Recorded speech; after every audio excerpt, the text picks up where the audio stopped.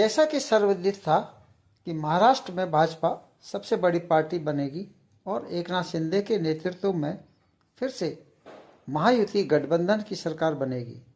NCP के अजीत पवार भी प्रमुख भूमिका में नजर आएंगे। नमस्कार, स्वागत है आपका हमारे न्यूज़ 24 खबरों में। मैं हूं दिनेश सिंह।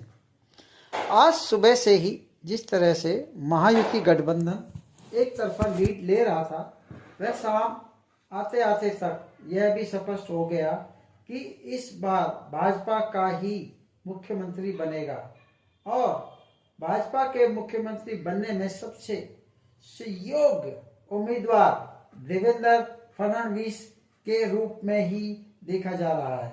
देवेंद्र फडणवीस का वह बयान जो आज पूरे दिन भर सोशल मीडिया में चलता रहा, वह था जो उन्होंने विधानसभा में दिया था कि मेरा पानी उतरता देख किनारे पर घर मत बना लेना, मैं समंदर हूं लौट कर आऊंगा।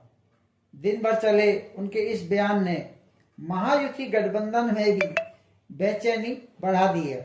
हालांकि महायुति गठबंधन में किसी भी तरह की कोई दरार की खबर नहीं है और न ही उनके इस बयान के बाद शिवसेना शिंदे के समर्थकों में थोड़ी बहुत निराशा जरूर भर गई होगी, क्योंकि वो उम्मीद लगाए बैठे थे कि इस बार भी शिवसेना के एकनाथ शिंदे ही मुख्यमंत्री पद के उम्मीदवार होंगे और वो बन भी सकते थे।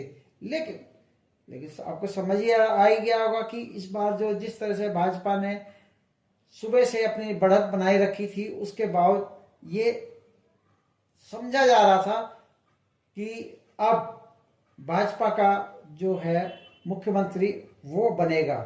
और ऐसी ही एक निराशा अजीत पवार के एनसीपी समर्थकों के बीच में भी देखी जा रही है।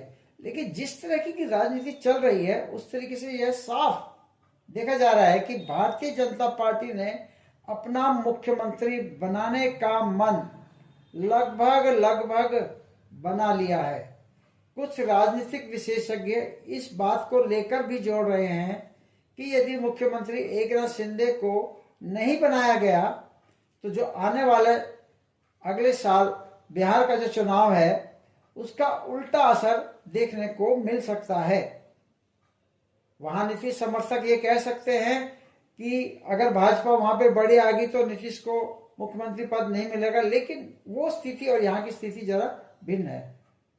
पिछली बार जब भाजपा ने एनडीए गठबंधन यानी कि जब उसमें उद्धव ठाकरे के साथ प्री पोल अलायंस किया था, तो उस समय भाजपा की स्थिति यह थी कि उस बार वो मुख्यमंत्री उनका बनना था, क्योंकि देवेंद्र फडणवीस भी पिछले 5 साल में लगातार उन्होंने अच्छा अपना सरकार चलाने का अनुभव दिया था। लेकिन ऐन वक्त पर उद्धव ठाकरे के ने पलटी मार दी और उन्होंने अपना समर्थन जो है कांग्रेस और शरद पवार वाली एनसीपी में चले गए और उनके साथ मिलकर 2.5 साल तक सरकार चलाई।